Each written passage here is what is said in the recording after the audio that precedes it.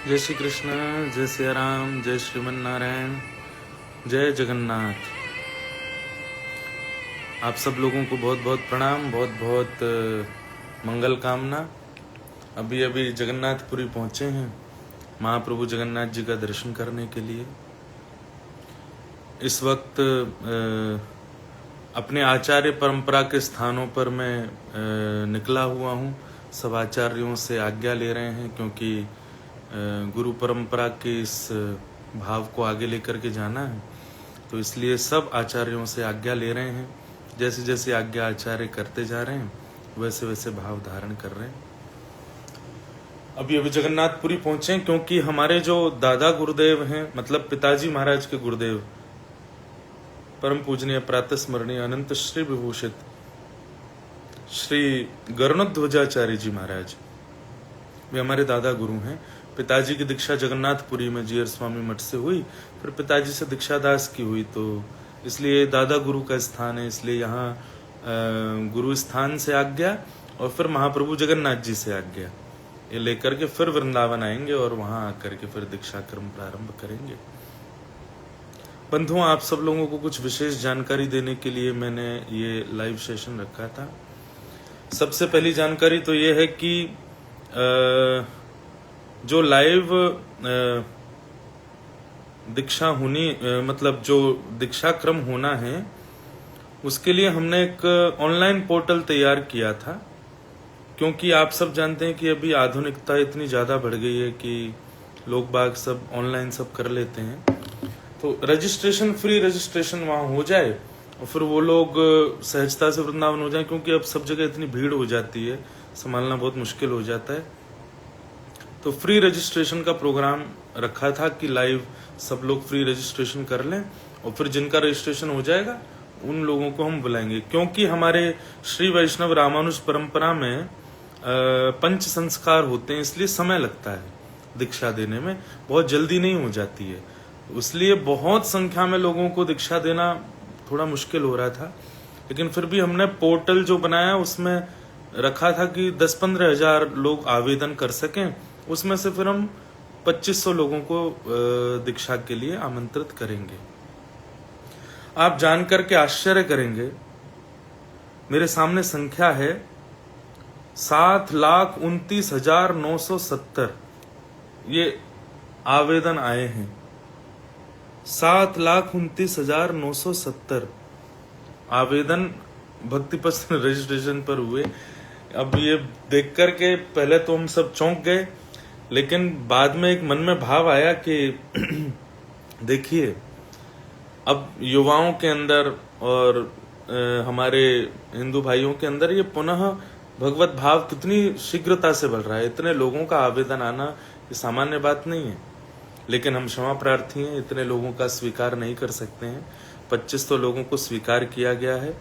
लेकिन अभी अभी मेरी वृंदावन पूज्य बड़े महाराज जी गुरुदेव से बात हो रही थी, तो उन्होंने ऐसे आज्ञा दी है, जिन लोगों का रजिस्ट्रेशन नहीं हुआ वे लोग आइए वृंदावन, पर वृंदावन में आप लोग वहाँ मतलब ऑफलाइन रजिस्ट्रेशन करा सकते हैं, पर वो संभावना देखी जाएगी।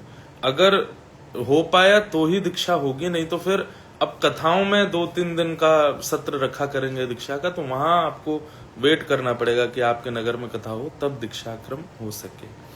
बाकी आप आ सकते हैं। श्री जी ने चाहा, लाल जी की इच्छा हुई तो शायद वहां भी दीक्षा हो सकती है, पर जो जिनको मेल पहुंच गए हैं उन लोगों की तो निश्चित होगी।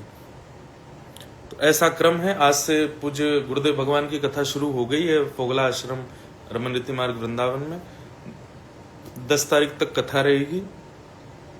और मैं अभी जगन्नाथपुरी पहुंचा हूं, बस पहुंचा ही हूं अभी अभी, बस स्नान करके जा रहे हैं। महाप्रभु जी का गुंडीचा में दर्शन करेंगे, फिर कल आचार्य स्थान पर जाकर के गुरुदेव से आज्ञा लेंगे और परसों महाप्रभु जी को रथ में विराजमान करके और फिर हम वृंदावन आएंगे। तो ऐसा क्रम है। अब जानकारी ले लीजिए, जो जो लोग आ रहे हैं वृंदावन उनको क्या करना है। एक तो हो सकता है आप अभी पहुंच जाइए, वहां कथा सुनिए। 7, 8, 9 3 दिन कथा दीक्षा क्रम रहेगा। जितने लोग भी वृंदावन आ रहे हैं सबसे प्रार्थना है 6 तारीख को आप किसी भी हाल में वृंदावन पहुंच जाइए और वृंदावन में आकर के पूज्य गुरुदेव भगवान की कथा सुनो। 7 बजे तक कथा श्रवण कीजिए, फिर 8 बजे वहीं पर ही बताया जाएगा कि दीक्षा क्रम कैसे होगा, सुबह कितनी जल्दी सब लोगों को आना है। क्योंकि अभी तोताद्री मठ के स्वामी जी ने आज्ञा की है कि अपराह्न 12 बजे के बाद दीक्षा नहीं देनी है। प्रयास कीजिएगा कि जितना जल्दी हो सके उससे पहले ही आप दीक्षा दीजिए। तो इसलिए आप लोग सुबह ही 9 से 12 का क्रम लिखा है सब पोस्टर वगैरह में, पर मेरी माने तो आप सब लोग 7 बजे तक फोगला आश्रम में उपस्थित हो जाइए। मैं शायद उससे भी पहले पहुंच चुका हूँ क्योंकि वहां हवन आदि क्रम चल रहे होंगे। जितने भी हमारे भाई बहन आ रहे हैं सबसे हमारी प्रार्थना है भारतीय आवरण पहन करके आइए, धोती पहन के आइए भाई लोग, और ऊपर हो सके तो या तो कुर्ता या बगलबंदी, और उससे भी ज्यादा सहजता होगी कि आप केवल उपरना पहन लीजिए और उपरना पहन करके आइए। क्योंकि हमारे श्री वैष्णव संस्कारों में दीक्षा में जो पंच संस्कार उनमें से यहाँ शंख चक्र पधराए जाते हैं, तो उसके लिए सहजता होगी, आप तुरंत वस्त्र हटा के यहाँ शंख चक्र ले लेंगे। जितनी भी हमारी माताएं बहनें आ रही हैं उन लोगों को प्रार्थना करूंगा कि वस्त्र भारतीय आवरण पहने, पर वो यहाँ बाजू से थोड़ा सा ढीला रखें। तो क्या है कि ऊपर करने में, क्योंकि यहाँ शंख चक्र दिए जाएंगे तो सहजता रहेगी। अब आप बहुत टाइट अगर पहन लेंगे तो फिर वो अनुचित भी लगता है। दूसरा, कई प्रश्न आए हैं ऑफिस से, मुझे बताया गया कि पवित्र अवस्था में ही दीक्षा ग्रहण करनी है।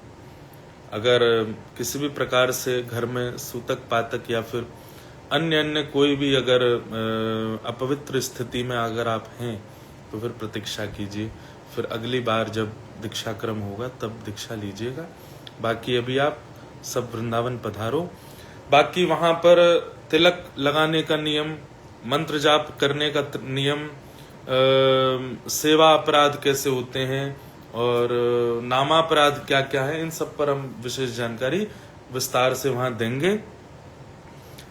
बाकी आपको मूल चीजें यही याद रखनी है।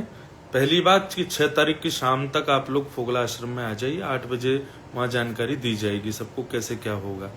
7 तारीख को सुबह जल्दी फोगला आश्रम सबको इकट्ठा होना है, सबको वहां टोकन्स मिलेंगे, उसी के अनुसार एक एक करके आप लोग आते जाएंगे और दीक्षा ग्रहण करते जाएंगे। भारतीय वेशभूषा में आना है और बहुत मर्यादित होकर के आना है। फिर तीसरी बात यह है कि जो भी विधि होगी उसका कोई वीडियो फोटो नहीं बताना है। हो सकता है वो लाइव भी ना हो, और अगर लाइव होगा भी तो उसमें ऑडियो म्यूट होगा, क्योंकि मंत्र विधि बताना आदि ये सब लाइव नहीं चलेगा। तो वहां आप लोग फोटो वीडियोस ज्यादा, जब प्रवचन चल रहा हो, अष्टाक्षर मंत्र की विधि बताई जा रही हो, उन सब का ज्यादा प्रचार नहीं करना है। बहुत दीर्घ गंभीर होकर के आना है। ये बहुत बड़ी एक दायित्व है आपके लिए, मेरे लिए। दीक्षा के बाद अगर किसी भी प्रकार का अपराध, जो अपराध वहां बताए जाएंगे, उन अपराधों में से कोई भी अपराध यदि शिष्य करता है तो उसका पूरा दंड और उसका पूरा जो भी प्रारब्ध होता है वो गुरु को भोगना पड़ता है। तो इसलिए माइंड मेकअप करके आइएगा कि जो वहां बातें बताई जाएं उनका पूर्ण अक्षरशः पालन करें। मैं बहुत वर्षों के बाद जाकर के मन बना पाया हूं कि मैं दीक्षा दूं, इसलिए आपसे हमारी प्रार्थना है कि बहुत नियम से आइएगा। और ये भक्ति का पथ है, मैं भी चल रहा हूं आप सबका हाथ पकड़ के, बस जो हमारा उद्देश्य है वो प्राप्त होगा। पर बड़े भाव से, बड़े नियम से, बड़े आनंद के साथ में, उत्साह के साथ में आइएगा और दीक्षा ग्रहण कीजिएगा। कई लोग कह रहे हैं हम क्या लेके आए क्या नहीं, आप बस आ जाओ। जो आपका भाव लगता है, जो आपको प्रिय लगता है, उचित लगता है, वो देखेंगे। वहां पर संख्या बहुत हो सकती है लोगों की, इसलिए जैसी व्यवस्था वहां बताई जाए उसका आप लोग पालन कीजिएगा। वैसे तो नियम ऐसा है कि शिष्य जब सामने आता है उसको देख करके गुरुजी आज्ञा करते हैं कि मैं दीक्षा दूंगा या नहीं दूंगा, लेकिन आप लोग फिर भी आइए। अगर मुझे किसी भी प्रकार से आपके प्रति ऐसा भाव लगता है कि अभी आप दीक्षा के लिए प्रतीक्षा करो। तो रजिस्ट्रेशन के बाद भी, सन्मुख होने के बाद भी आपको आज्ञा माननी पड़ेगी। अगर मैं बोल दूं कि आप प्रतीक्षा करो, अभी दीक्षा बाद में देंगे, तो आप उसमें फिर जिद नहीं कीजिएगा, फिर प्रतीक्षा कीजिएगा कि अब जब बोलेंगे तब हम करेंगे। तो ऐसे ऐसे भाव हैं। ज्यादा छोटे बालकों को अभी दीक्षा नहीं देंगे। जिनकी आयु 12-13 वर्ष से कम है वो बालक अभी प्रतीक्षा करें, और अगर लगेगा कि संस्कार उचित हैं, नियम का पालन हो सकता है, तो निश्चित करेंगे। और बाकी आप सब लोग पधारिए खूब आनंद के साथ में, और बाकी चर्चा हम सब वहीं करेंगे। जिन लोगों के रजिस्ट्रेशन हो गए अच्छी बात है, जिनके नहीं हुए आके देख लीजिए, अगर वहां कुछ बन पाएगा तो हो सकता है करें, नहीं तो अब आगामी जो कथाएं होंगी उनमें ये क्रम चलेगा। 10 तारीख को दीक्षा क्रम नहीं है, केवल गुरु पूजन है। तो पूज्य पिताजी महाराज जो हैं उनकी हम पहले पूजा करेंगे, उनकी पादुका पूजन, उनके चरण प्रक्षालन आदि मैं करूंगा। उसके बाद आप सब लोग भी प्रणाम कर सकते हैं। और विशेष रूप से तो वैसे मैं हर गुरु पूर्णिमा पे मैं कम अवेलेबल रहता हूँ। मैं ज्यादातर अपने गुरुजनों को प्रणाम करने जाता हूँ, जिनसे भी हमने कुछ सीखा है। तो हमारे पूज्य श्री मलुक पीठ वाले महाराज जी हैं, हमारे शिक्षा गुरुदेव श्री प्रसाद उपाध्याय जी हैं, और हमारे श्री तटीय स्थान वाले पूज्य महाराज जी हैं, केली कुंज वाले महाराज जी हैं, हमारे गोरीलाल कुंज वाले महाराज जी हैं। तो सब संतों को उस दिन प्रणाम करने जाता हूँ। आप सब भी यही कीजिएगा। गुरुदेव को प्रणाम करने के बाद जहाँ जहाँ आपकी भावना, निष्ठा, श्रद्धा है, सब गुरुजनों को वंदन कीजिएगा। ये गुरु पूर्णिमा का बड़ा पावन अवसर आ रहा है। आप सब लोग सादर आमंत्रित हैं, खूब भाव से पधारिए। बाकी चर्चा वृंदावन में करेंगे 7, 8, 9 और 10। सब लोगों को जय श्री कृष्ण, जय सिया राम, जय श्रीमन नारायण। श्री जगन्नाथ महाप्रभु की। अब हम जा रहे हैं, महाप्रभु जी को मिलके आते हैं। इतने सुंदर लग रहे होंगे, गुंडीचा में बैठे हैं, लाला बन करके ठाकुर जी आए हैं, गुंडीचा मैया की गोद में खेल रहे हैं। थोड़ा उनसे मिलाते हैं, उनको दिखाते हैं कैसे लग रहे हैं। उसके बाद फिर आ रहे हैं वृंदावन, सबसे मिलेंगे। ऑस्ट्रेलिया वाले तैयारी कर लें सब, क्योंकि गुरु पूर्णिमा करके सीधे हम फिर मेलबर्न पहुंच जाएंगे 11 तारीख को, और फिर वहाँ एक सुंदर सत्र चलेंगे। Melbourne, Sydney, Gold Coast, Brisbane, Tasmania आदि आदि, और फिर 2 दिन के लिए जाएंगे कनाडा। फिर 1 तारीख से दिल्ली में कथा है, 1 अगस्त से वहां भी